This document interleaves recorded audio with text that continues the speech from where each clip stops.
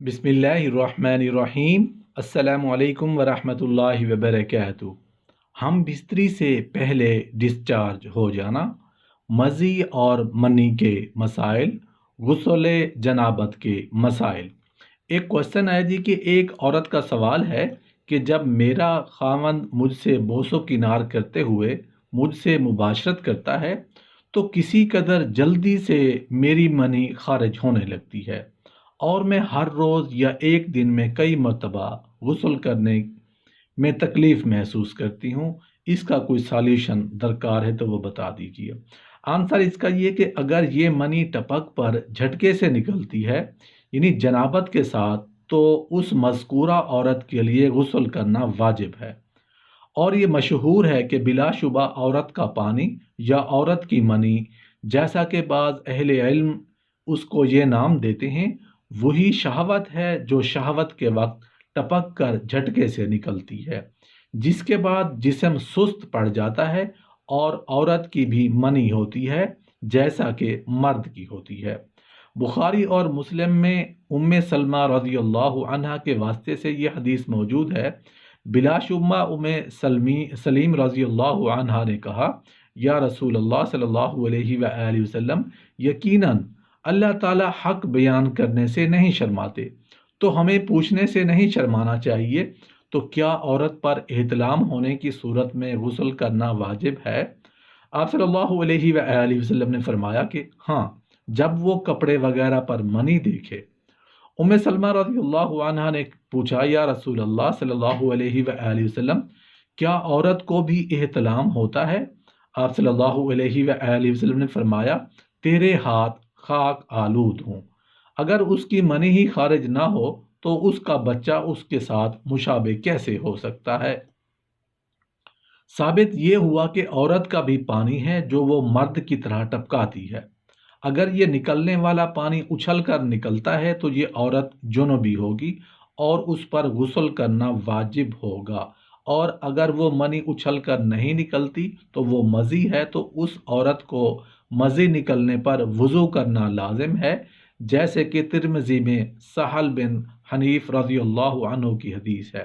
فرماتے ہیں کہ مزی کی وجہ سے بڑی مشقت کا سامنا کرتا تھا، وہ اس طرح کہ میں مزی کے خروج کی وجہ سے غسل کیا کرتا۔ میں نے اس بات کا تذکرہ اللہ کے رسول صلی اللہ علیہ وآلہ وسلم سے کیا تو آپ صلی اللہ علیہ وآلہ وسلم نے فرمایا، مزی نکلنے سے تجھے صرف وضو کرنا ہی کافی ہے۔ تو میں نے پھر سوال کیا، یا رسول اللہ صلی اللہ علیہ وآلہ وسلم، میرے کپڑوں پر جو مزی لگ جاتی ہے اس کا کیا کروں؟ آپ صلی اللہ علیہ وآلہ وسلم نے فرمایا، تیرے لیے بس اتنا ہی کافی ہے کہ تو پانی کا ایک چلو لے اور کپڑے کے جس حصے پر مزی لگی ہو اس پر بہا دے۔ سنن ترمذی ہی کی ایک دوسری حدیث میں یہ الفاظ ہیں کہ تو پانی کا ایک چلو لے کر کپڑے پر چھینٹے مار لے۔ لیکن جب مزی جسم کو لگ جائے تو جسم کے اس حصے کو دھونا ضروری ہوگا، کیونکہ بخاری اور مسلم میں مقدار بن اسود رضی اللہ عنہ کی حدیث میں موجود ہے، جو وہ حضرت علی رضی اللہ عنہ سے بیان کرتے ہیں۔ حضرت علی رضی اللہ عنہ نے کہا، مجھ کو بہت زیادہ مزی آتی تھی، تو چونکہ رسول اللہ صلی اللہ علیہ وآلہ وسلم کی بیٹی میرے نکاح میں تھی، اس لیے میں نے آپ صلی اللہ علیہ وآلہ وسلم سے یہ مسئلہ پوچھنے میں شرم محسوس کی، لہٰذا میں نے مقداد بن اسود رضی اللہ عنہ کو حکم دیا کہ وہ آپ صلی اللہ علیہ وآلہ وسلم سے یہ مسئلہ دریافت کریں۔ آپ صلی اللہ علیہ وآلہ وسلم نے فرمایا، اس مزی کے خروج پر وضو کرنا لازم ہے۔ مسند اور احمد اور صحیح مسلم کی ایک روایت میں ہے کہ آپ صلی اللہ علیہ وآلہ وسلم نے فرمایا، وہ اپنے اعلی تناسل کو دھوئے اور وضو کرے۔ نیز مسند اور ابو داؤد کی ایک حدیث میں ہے، وہ اپنے اعلی تناسل اور خصیتین کو دھوئے اور پھر وضو کرے۔ خصیتین کو دھونے کی حکمت یہ ہے کہ اس سے منی کا خروج منقطع ہو جاتا ہے، کیونکہ وہ کافی دیر تک نکلتی رہتی ہے۔ بہرحال اگر تیری منی بغیر شہوت کے اچھلے بغیر نکلتی ہے تو یہ منی نہیں، مزی ہے۔ اس سے تو صرف وضو کر کے پاکی حاصل کر، یعنی اپنے کپڑوں پر چھینٹے مار اور جسم کے جس حصے کو مزی لگی ہو اس کو دھو لے۔ رہی وہ رطوبتیں جو عورت سے عادتاً خارج ہوتی رہتی ہیں، تو اہل علم کے دو قولوں میں سے ایک قول کے مطابق یہ رطوبتیں نجس نہیں ہیں بلکہ وہ پاک ہیں۔ اسی موقف کو ابن قدامہ رحمۃ اللہ علیہ نے ترجیح دی ہے، اور ابو محمد ابن حزم نے بھی اس کی تائید کی ہے۔